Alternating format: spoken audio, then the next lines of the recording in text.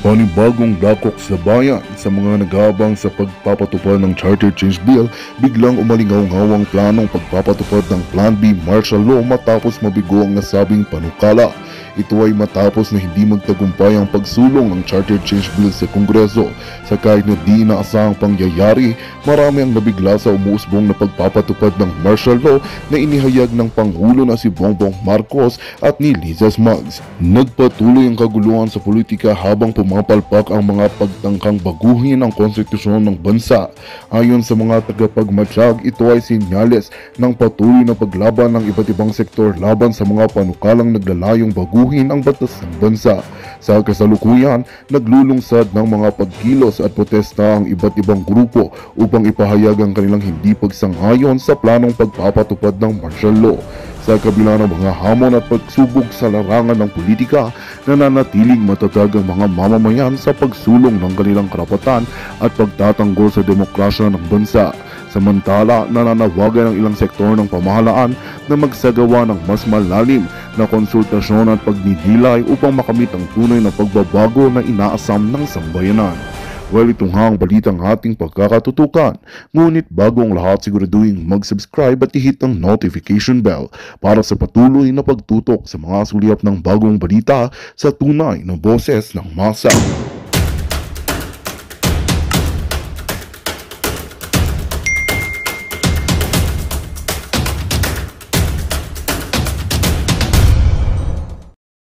Yan. Yung mga tao dyan, do you think magkakaroon kayo ng normal na pamumuhay? Hindi. Ilagay nyo sa isipan ninyo, lahat kayo nakikinig ngayon, sabi ko nga kahit anuman ang religious affiliation nyo, ang inyong political affiliation, may mababawian ng buhay. May masusugatan. May machuchugi. Ngayon mga palangga, sino-sino yung machuchugi? Both parties, military, number one, siyempre yung sumasabak sa gera, yung mga katabi, mga bata, mga nasa area. Ngayon, i-picture ninyo yung mangyayari. Okay? Putang ina, yung mga nagpo-promote ng kaguluhan dyan, na sinasabi nyo, tumayo tayo, maging matapang tayo, ipagtanggol natin ang ating bayan. Tama lang na tumayo tayo sa sarili nating paa. Matapang pala tayo, may nabasa akong comment kanina, matapang pala tayo, bakit kayo humingi dito sa amin ng help sa Amerika? Matapang ka pala, Marcos Jr. Matapang ka, harapin mo yung China, huwag ka humingi ng tulong. Kasi bidabidahan ka, di ba? Kasi ang mga palanggakong mga Amerikano na nandiyan saan, I'm also concerned sa buhay nila. Hindi man sila superhero, hindi man sila Iron Man na hindi sila tatamaan ng baril, ng bala. May mga pamilya yan, mga yan. Okay? Magkakaroon ng casualties. Pero yung mga yan, mga palangga ko from here, babalik yan dito kasi dito sila nakatira. Paano kayo? Okay? Kahit ano pa ang pwesto mo sa government, paano kayo dyan? I mean, dyan sa ikaw pa ng head ng bang na yan. Anong maidudulot nito? Gurguran ito, mga palangga. Gurguran, then sino ang magsiligtas dito sa gurguran na to? Diyan ngayon papasok ang mga medical personalities. Sino ang mga medical personalities? Nurses, doctors, lahat ng medical. So magkakaroon ngayon ng what, mga kababayan? Kaguluhan, displacement. Not only nitong mga lumalaban, kundi lahat tayo. Kasi mga kapalangga, yung mga pangbato dyan sa bang, lilipad na lang yan eh. Diba? Yung mga hindi na natsugi, pag natapos ng kaguluhan, hindi naman sila dyan nakatira. Pupunta sila dito and they have better life here na ma-enjoy nila. Pero kayo mga sundalo na isasalang dyan, pag nautod ang inyong mga tiil, nabulag kayo, natamaan kayo ng tingga o kung ano pa man, suportado ba kayo ng gobyerno? Ay putang ina, yung benepisyo nyo nga ayaw ibigay ni Kuting ng maayos eh. Yung dinobling sweldo ni Duterte. Ano pa? Kinakat pa. Diba? Hindi kayo mabigyan ng sarili ninyong, ng magandang pamumuhay bilang isang sundalo. Dito sa Amerika, ang mga sundalo ay alagang-alaga sila. Kahit pa sila ay maputulan, kung ano-ano pa man, sa healthcare, hindi sila magmamakaawa dyan. Katulad sa Pilipinas na, although pag sundalo ka, bulok kasi yung sistema sa atin eh. Nautdan ka na ng tiil, para bang kailangan mo pa magmakaawa para gamutin ka ng maayos. So yan ang isipin ninyo. Etong kaguluhan na gusto ni Marcos Jr. at ni Lisa Tanas na mangyari, hindi lang po ito away ng suntukan na bagsak yung isa, tapos na. Ang long-term effect ang titignan ninyo. Maraming madidisplace, matutrauma. Kaya, di ba nakikita ninyo, maraming mga traumatic experience, yung pagputok pa lang ng mga bang-bang-bang. Ang sakit na sa tenga nun eh. Anong epekto nun sa mga anak ninyo? Open your mind. I'm telling you. Yung mga hinayupak kayong mga media kayo, lahat kayo, hindi nyo ito nakikita eh. Nakakala ninyo suntukan lang, tapos pag bumagsak, tapos na. Maapektuhan ang environment. Paano maapektuhan? Siyempre, yung mga chemical, yung mga acid o kung ano man, di ba, na lumalabas dyan sa mga, yung nuclear weapon. O kung yun ang gagamitin. Hindi naman pwede yan. Ay, ito lang ang masinghot dapat. Sikuting lang ang makasinghot nitong ano na to. Itong pagpapagurgur na to. No. Pag yan, ginanon, pag pinasabog ng bonggang-bongga yan, mga kababayan, wala nang pipiliin yan. Wala nang sisintod. Gaganon. Nanonood naman kayo ng pelikula, di ba? Na mga gera-gera sa pelikula, gumaganon-ganon. So, anong effect nito? Distraction. Maliban pa na i-distract ang buhay, matatanggal ng buhay, yung ating mga buildings, kung meron man mga historical buildings na tatamaan. Gusto ko namnamin nyo to. Na huwag kayong magtapang-tapangan, tangin na ninyo sa Kongreso na sinasabi ninyo, mga hinayupak kayo na kailangan tumayo ng Pilipinas, lumaban kayo. Hindi ito suntukan lang. You have to check to see the long-term effect, the magiging severe na effect nito. Mapupuno ang mga ospital. Mawawasak ang inyong mga bahay. Hayob-hayob na nga ang bahay ninyo. Bahay kubo na nga lang. Maaapektuhan ang pag-aaral ng inyong mga anak. Sisirain ang mga pinondohan. Pinondohan ng gobyerno na mga substandard na mga tulay. Imagine ninyo, pinondohan na nga ng putragis na mga kongresista, yung substandard na tulay, when I say, di ba, substandard, ninakaw nila yung pera, then, magkakaroon pa ng distraction because of this bang-bang-bang na gusto ni Kuting. Mawawalan ng bahay, kayo. Mabubuang kayo. Bakit? Di ba nakakabuang? Kapag nakarinig ka ng bang-bang-bang everyday, o ikaw tatamaan sa ulo? O, magkakaroon ng kagutuman, how? Magkakasakit, bakit? Maapektuhan ang water supply. Electricity, lahat yon. Baka mamaya bilang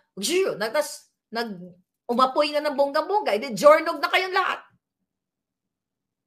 Maapektuhan po ang lahat, overall social, physical. Paano kayo inom ng tubig kung nalaso na may chemical na nakahalo? Sige nga. Yan ang sinasabi natin na hindi kayo nag-iisip. Ikaw po tangay nakabangag kang Kuting, hindi ka nag-iisip na sinasabi mo sa taong bayan na kailangan tumindig tayo sa mga kalaban, ay ikaw ang tunay na kalaban, ikaw ang tunay na magbibenta sa mga Pilipino.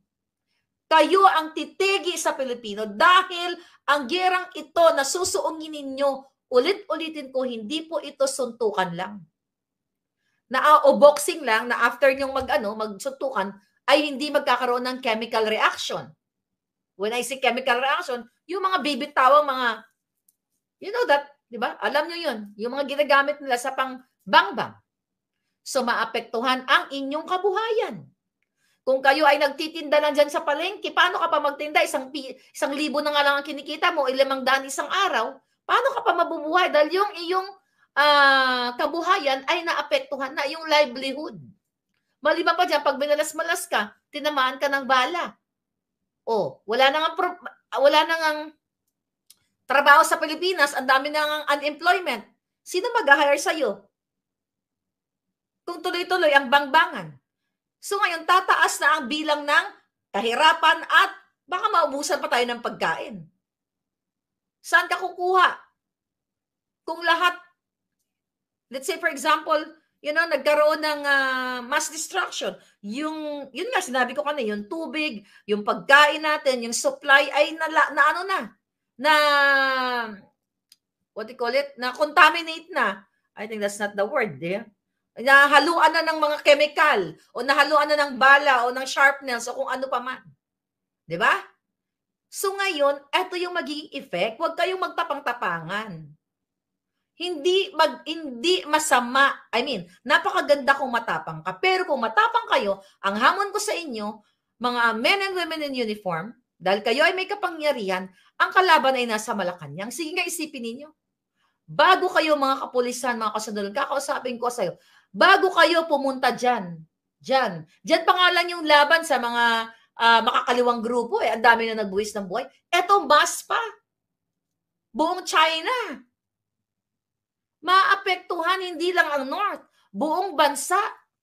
Magkakaroon ng what, mga kababayan? Ang lahat ng komunidad, mga kabataan, pananim, yun na nga, ospital, buildings, lahat ito ay maaapektuhan. Baka hindi na kayo maka-enjoy ng Facebook at mga TikTok. Baka hindi na kayo makakapag-reel kasi no more connection. You know what I mean? O, di ba? Mabubuhay ba kayo ng walang wifi? Sa panahon ngayon, I'm asking you. Mabubuhay ba kayo ng walang wifi na lalo yung mga nag-reel, nagkikembot-kembot na ganyan? Do you think ganun lang ang giyera, mga palangga, na okay, makipagbuno tayo, sabi ni Marcos Jr., kailangan matapang tayo. Based on the survey, 70% ng adult ay handang ipaglaban ng Pilipinas. Julul. But you guys, hindi niyo pumapasok sa isip ninyo, isasaksak sa mga utak ninyo, kung ano ang epekto na idudulot nito, anong tensyon, alam niyo siguro, baka nakalimutan niyo lang. Hindi lang political ang magiging impact nito. Kasi during that time, mga palangga, kapag nagkagulo na yan, nagkaletse-letse na yan, si Kuting hindi naman lalaban yung mga anak niya. Magpapakasarap yan sa London. Sino ngayon ang ibinala? Hindi kayo mga mom and sir, men and women, kayo mga health workers, kayo mga nasa paligid ng battleground. Ano magiging effect sa inyo? Sige nga, yung mga anak nyo na araw-araw makakarinig ng bang, bang, bang. Di ba, recently may pinosisas dyan na sa North ay mayroon ng radioactivity. Di ba? Nakocontaminate na yung environment because of the radioactivity. Gusto nyo yan? Makaka-apekto yan. Psychological effect. Mentally, physically. Matotrauma ang mga tao kung araw-araw kayong nakakarinig ng bang, bang, bang. Buti sana kung nakakarinig lang kayo. Mas mabuti pang tamaan ka na lang ng isang bala kaysa naman matrauma ka na mabuang-buang ka. Or maganon-ganon ka na lang. Paralisado ka forever.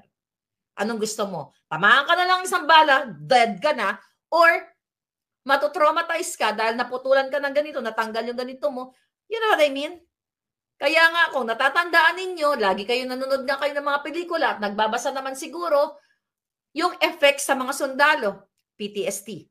Okay? Post-traumatic stress disorder. Ang dami niyan dito sa Amerika. Depression. Yung iba nga nagpapagurgur. Kaya mataas ang mental health problem sa Pilipinas dahil mostly mga sundalo yung meron yan. PTSD. Diyan din sa atin. Pero kasi ang Pilipino, medyo mataas yung pangontra natin sa mga traumatic experience sa buhay over mga puti.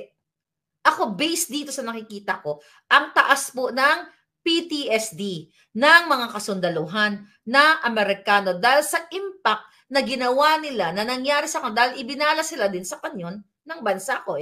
Wala, lagi may bang-bang-bang. Lahat ng giyera, nandoon, present kami. Baka kung ako'y bata-bata pa, baka ako'y nasa service din. You know what I mean? But hindi na tayo pwede. Expired na. But ganun pa man, this is a serious matter para sa inyo. Namnamin ninyo, kaya ako nagsasalta dito kasi nakakalimutan, baka nakakalimutan ng ating mga pulis, ng ating mga kasundulan, nakalimutan ninyo na ang labang ito ay hindi nagtatapos sa parang suntukan lang. Okay, ayoko na, pagod na ako, huwag na tayo mag-away pa, di ba? Bati na lang tayo. Dudulot ito ng malaking impact sa ating bayan, buong sambayanan. Mga OFW, dahil magkakaroon ng disruption ng internet, ng kuryente, hindi nyo makakausap yung mga anak ninyo. Anong magiging maidudulot sa inyo dyan sa Saudi, sa Hong Kong, sa Amerika? Buwang-buwang ka ngayon. Hindi mo makausap yung anak mo na ano kaya nangyari. Naku, ganito, ganyan. Hindi mo makontak. Kumain na kaya si Bunso? Kasi maaapektuhan. Sa tingin nyo ba pag nagyara, hindi maapektuhan ang mga wifi connection? Sabi ko sa inyo, yung mahilig mag-TikTok na gusto ng giyera, mawawalan ka ng life. Okay? Magkakaroon ng kagutuman, not only that, magkakasakit kayo. Nasa pelikula naman yan eh, hindi na kayo natuto. Nanonood naman kayo ng mga pelikula kahit Tagalog. Sa Netflix, ang daming tungkol sa kaguluhan. History, balikan nyo yung history. Ano nangyari? Baka mga sarili nyo, kainin nyo pag wala na kayo makain. So ito po yung magiging cause nito. Social, environmental, lahat, political. Well, forget about the political. Mga putang na yung mga politiko na yan eh. Lalo na kay Kuting Jr. This is really political. Politically motivated na gusto niya bang at vested interest. Ngayon, mga palangga, ito yung sinasabi ko sa inyong impact na hindi ito basta-basta lang suntukan. Baka yung binubuntis yung anak, pwedeng what? Hindi nyo na mailabas yan. Bago nyo pa mailabas, bang. Diba? So, ano benepisyo ng bang? Wala. Walang benepisyo ang bang. Kundi, magugurgur tayo, mawawalan tayo ng trabaho, mawawalan tayo ng pagkain, magkakasakit tayo. Wala. Sino lang ang ligtas dito? Ang mga nakaupo. Why? They have visa. They can fly to America, to Europe. Ikaw palangga, may passport ka? I'm talking to you. Na gusto ng bang. May passport ka ba palangga? Na kung sakali magkagulo, makatakbo ka? O ito na lang, may pera ka bang pamasahe? Baka kung ikaw ay nasa North, baka wala ka pang pamasahe papuntang Maynila para lumipad. O ikaw nasa Bisaya. May kwarta ka mo? Para mag-travel katulad sa putang inang Marcos Jr. at ng pamilya ni Nanakaw, araw-araw ang pera ninyo? Yan ang isipin ninyo. Ako I'm addressing this sa ating mga men and women in uniform. Well, actually, lahat kayo eh. Pero kasi sila yung frontliner. And the religious group, mga bishops, mga pastors, mga madre, you have to speak up. We look up to you. Nandiyan kayo para maggabay sa inyong mga parishioners, sa inyong mga miyembro. Ano ba ang purpose na alis na lang? Gusto nyo ng giyera? Ano ba ang purpose ninyo? Magkaroon ng spiritual cleansing ang inyong mga members. Magkaroon ng peaceful environment. Is this peaceful, mga sisters? Mga brothers, mga bishops, mga pastors? Is this peaceful na gagawin ni Kuting? Ito ba ang gagawin nilang? Nakikita nyo naman na magiging epekto sa inyo. Psychological, physical, pangkabuhayan. Ito ba yung peaceful ito? Sige nga, sumagot nga kayo. Gugurgurin kayo eh. Kayo dyan sa mga simbahan. Hindi naman kayo makakaligtas. Hindi naman kayo Iron Man. Iron Man ba kayo? Na hindi kayo o si Wonder Woman o si Superman? Na hindi kayo matatablahan ng bala? So again, mga kababayan, to stop this, let's promote peace. Yes to gentleman's agreement, no to gangster agreement, sabi ni Martha Cesar. Yun yung sinasabi ko sa inyo, mga palangga. Anong maidudulot nitong bang na ito? Ito ngayon ina-highlight ng mainstream media and even the dugyots. I want to open your eyes and your mind and your heart. Tahimik kayo ngayon? Nagalit kay Maharlika dahil si Maharlika, ay ano lang yan. Hindi lang nabigyan ng pwesto ni Kuting. Really? Ulitin ko, I'm not qualified. And I did not apply. But I hope, as a Filipino, you have to do your job. Gusto nyo ng giyera? Ayan o, mga propaganda, 70% na raw kayo na lalaban. Ang titignan, imagine ninyo, gusto ko kasi ito na mag-dramatize natin. Okay? Kunyari na sa pelikula tayo, imagine niyo nagbabang-bang-bang yung China, nandito kayo sa North, bang, bang, bang, di ba? Tapos biglang tumama sa bahay ninyo, ang pamilya ninyo, o tumama sa mga army natin, sa mga polis na hindi na nakabangon. Sino ang talo? Walang pakialam si Marcos Jr. sa buhay ninyo. Kasi secured ang pamilya niya. Nagbabangag pa nga sa Malacanang eh. Nagtatransport ka ng pera eh. Nagpapanalo nga sa loto eh. Kaya nilang sumakay sa aeroplano nang ganon-ganon na lang because of the diplomatic, because of the, as a president. Kaya nga tinatanong kayo mga sundalo.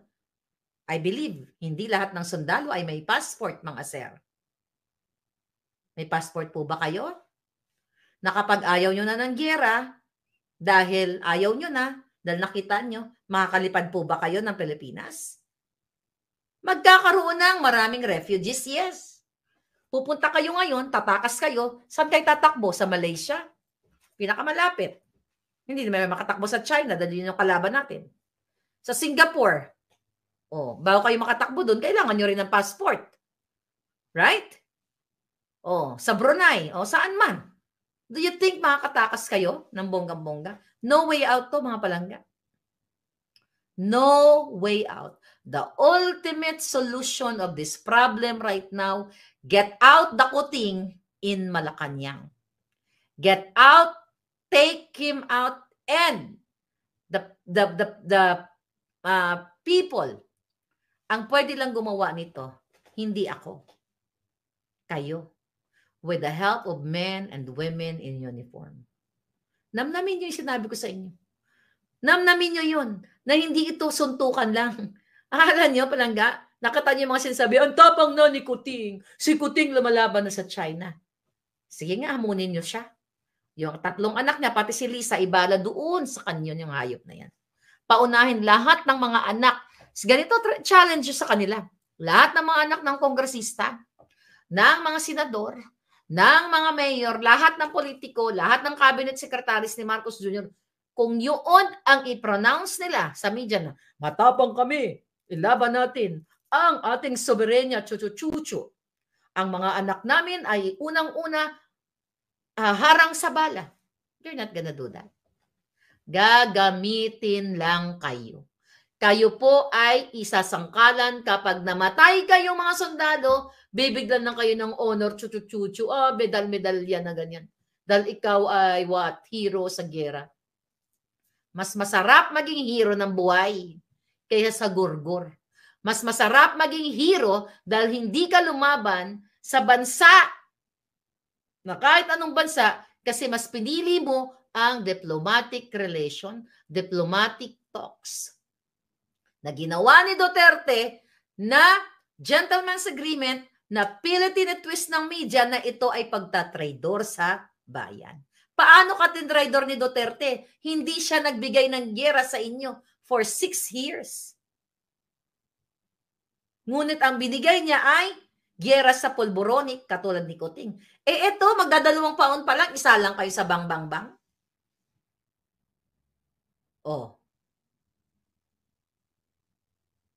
Ano, gusto nyo pa? We are outnumbered to China. Sabi ni Gala. Ruel Felicio, that's true. Walang bata matanda sa gera. Ito sabi ni Maverick. Walang batang matanda sa gera. Take note, hindi ito pabaman ng missile at drone ang pa rin papunta dito. Yeah, nuclear.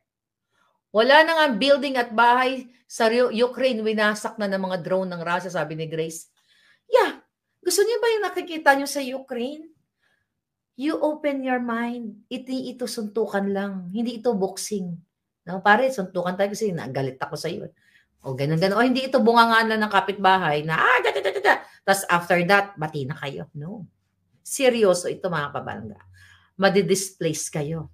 Makukrung-krung kayo mga sundalo natin, mauutda ng kamot, ng tiil, ng ulo, tanan, lahat. You know? So pag may time pa, kasi ito yung pinopropose ni Marcos Jr. Gera, imbis na solusyonan ang problema ninyo, imagine mo mga kababayan, imbis na pinag-uusapan paano kayo bigyan ng kabuhayan, paano ang mga OFW pauwiin para makapiling ang kanilang mga anak, para magbigyan sila ng trabaho, kung anong mga programa ang pwedeng iahain ng gobyerno, gusto nila kayong magurgur. Kasi lahat yan na mga nakapaligid kay Kuting, kapag hindi uncontrollable na, goodbye my love na kayo. Kaya nga sabi ko sa inyo, mga sir, mga ma'am, saan kayo tataka? Sa bukid? Hindi ka makalipad. Kasi una, wala kayong passport, wala kayong pamasahe. Kahit yung ordinary sundalo o polis, pwede ka bang magsabi na dahil polis ako, arkilahin ko ang isang buong eroplano. Or akin na yung isang, wag mo nang arkilahin di ba? Akin na yung buong eroplano, tatakas na kami magpamilya. You cannot do that. You don't have that power.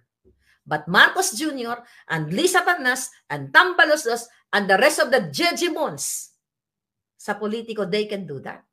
Ngayon pa nga lang, bumibili sila ng mga properties sa Amerika, sa Paris, sa Europe, kung saan-saan. Ngayon kayo, binabala sa kanyan. Kaya nga ang question ko sa inyo, anong gusto nyo?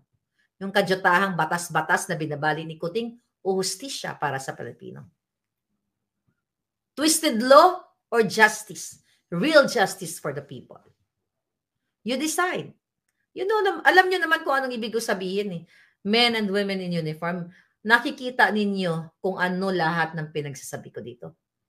Galing naman sa inyo yung mga report na yun Diba? Maglokohan pa ba tayo? Galing naman sa inyo, paano ko na mamalaman yun? Nakikita nyo naman. Lahat ng ahensya ng gobyerno, lahat ng puting ahas, lahat ng informante ko na naririnig ninyo ako, I don't know what we are waiting for. Galing sa inyo lahat yung paano ko malalaman yun. At alam ko na nakikita ninyo. So better, move now. Kailangan nyo pong kumilos bago mahuli ang lahat. Pansinin nyo ang mainstream media. Pansinin nyo.